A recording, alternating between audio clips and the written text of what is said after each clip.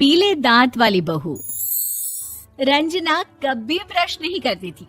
उसे कितनी बार उसके माँ बाप ने डांटा, लेकिन उसका कोई असर उस पर होता ही नहीं था, जिस कारण से उसके दांत पीले पीले हो जाते हैं। शादी के बाद। अरे बहू, वैसे तो तुझ में कोई कमी नहीं है, पर तेरे दांत इतने पीले कैसे हैं बेटा? कैसे मतलब? कोई सर्जरी थोड़ी ना कराई है। वो तो क्या नाम, मैं ब्रश नहीं करती थी तो पीले हो गए। अब क्या करूं? आप कहें तो लाल करवा लूं या फिर काले? यार ये क्या है, क्यों माँ से लड़ रही हो? लड़ रही हूँ? अरे मैं लड़ रही हूँ या ये बोल रही है कि दांत पीले हैं, पीले। अरे तपस्या थोड़ी ना की है इन्हें पीले करने के लिए। बकायदा ब्रश नहीं किया है 20 साल तक, तब जाकर। छी, कैसी बात कर रही हो?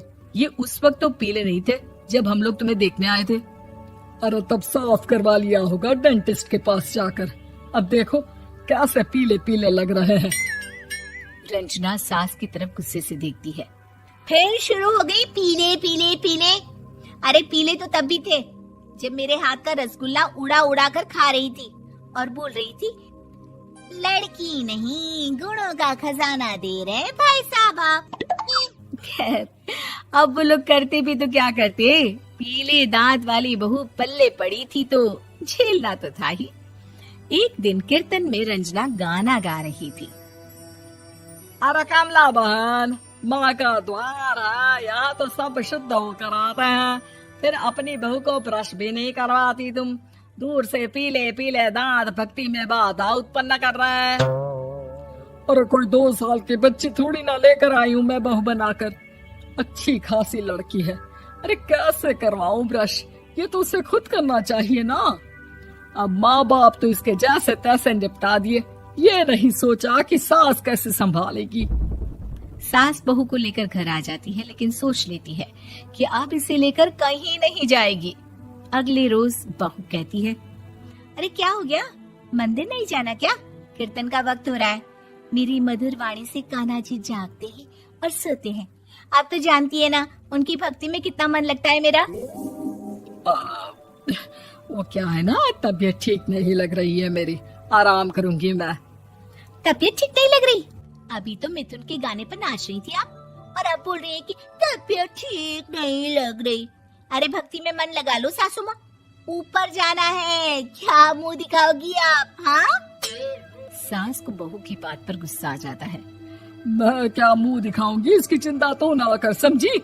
अपने मुंह की चिंता कर, जो ये पीले पीले दांत लेकर हर जगह पहुंच जाती है। पता है लोग कितना मजाक बनाते हैं। ना जी ना, मैं नहीं जाना कहीं तेरे साथ।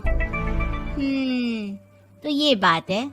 कोई ना, मत जाओ, मैं अपने कमरे में ही बैठकर भक्ति कर लूंगी। ऊपर वाला दांत थोड़ी ना देखता है, मन देखता है, भावना देखता है। और अरे बस बस, तू सब कुछ दिखा, बस ये सफेद चमकदार दांत ना दिखाना किसी को, है? जा यहाँ से। बहू को सास की बात का कोई फर्क नहीं पड़ता। वो तो जैसी थी वैसी ही रह जाती है। सुबह नहाकर किचन में खाना बनाना, फिर खाना खाना, कीर्तन भजन करना और सो जाना। एक दिन, माँ जी मैं सहेली के घर जा रही हूँ, शाम को लेट आऊंगी। हाँ हाँ तो जाना, मैंने कौन सा तेरी आरती करनी है घर पर बैठकर।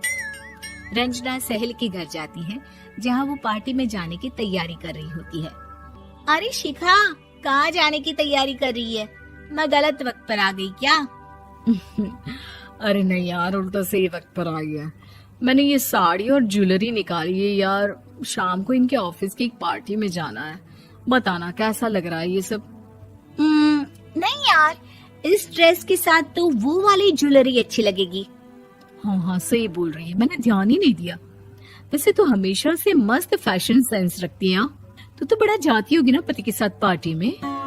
रंजना कुछ नहीं बोलती, बस सोचती है कि यार काश ये बात सही हो जाती।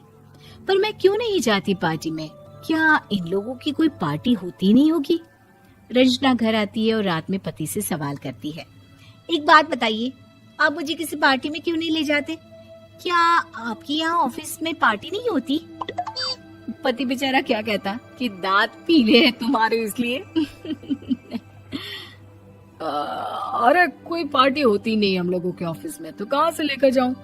और मार्केट, मॉल, कहीं वीकेंड घूमना, कहीं तो। अरे यार सारे हफ्ते में एक छुट्टी मिलती है, तो सोचता हूँ कि आराम ही कर लूं। क्यों? रंजना मन मार के रह जाती है। पहले कभी सास के साथ मंदिर जाया करती थी, लेकिन वो भी सास ने ले जाना बंद कर दिया। घर बैठी बैठी रंजना बोर हो जाती है। तभी उसे आइडिया आता है और वो मायके जाने का सोचती है। सासू माँ, 2 दिनों के लिए मम्मी के घर जा रही हूँ। अच्छा अच्छा ठीक है, आराम से जा। और हाँ, माँ से कुछ अच्छी आदत सीख कर आना कि कैसे शरीर के हर भाग की तरह दांतों की सफाई भी जरूरी होती है, समझी? शुरू हो गई ना आप। वो लोग आपकी तरह नहीं है कि छोटी छोटी बात का बतंगड़ बना दे। उन लोगों के लिए मैं मायने रखती हूँ, ना कि मेरे पीले पीले दांत। रंजना माँ को बिना बताए उन लोगों को सरप्राइज देती है, लेकिन जैसे ही वो दरवाजे पर पहुंचती है, अंदर देखती है कि घर वाले कहीं जा रहे होते हैं। अब माँ, काश रंजना दीदी के दांतों वाली प्रॉब्लम नहीं होती, तो वो भी हम लोगों के साथ चलती ना बुआ जी की बेटी की शादी में। हाँ बेटा, लेकिन अब उसे कौन समझाए कि उसको उसके पीले दांत नहीं दिखते, लेकिन उसके आसपास के लोगों को कितना एम्बैरेसिंग फील कराते हैं। मुझे तो कितनी बार उसके स्कूल की टीचर ने शिकायत की कि उसके साथ कोई लड़की बैठना भी नहीं चाहती, और ना ही कॉलेज में कोई उससे बात करना चाहता था। लेकिन पता नहीं क्यों उसे ये बात समझ में ही नहीं आती। कोई कमी नहीं है उस लड़की में, बस यही कि दांत पीले हैं। वो तो भला हो जीजा जी और उनकी माँ का, जो दीदी को जैसी है वैसे ही रखा हुआ है। रंजना को अपने घर वालों की बात सुनकर बहुत दुख होता है। वो सोचती है कि वो क्या करे, लेकिन फिर वो सीधा डेंटिस्ट के पास जाती है, अपने दांत चमकाती है और कसम खाती है कि वो रोज ब्रश करेगी। अरे क्या हो गया? तुम तो 2 दिनों के लिए गई थी ना।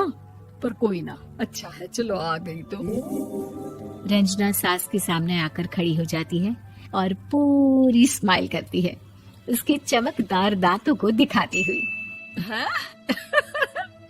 चले मंदिर। माँ, मुझे माफ कर दीजिए, मैंने आप लोगों को बहुत एम्बैरेसिंग फील करवाया। मैं आज से रोज ब्रश करूंगी।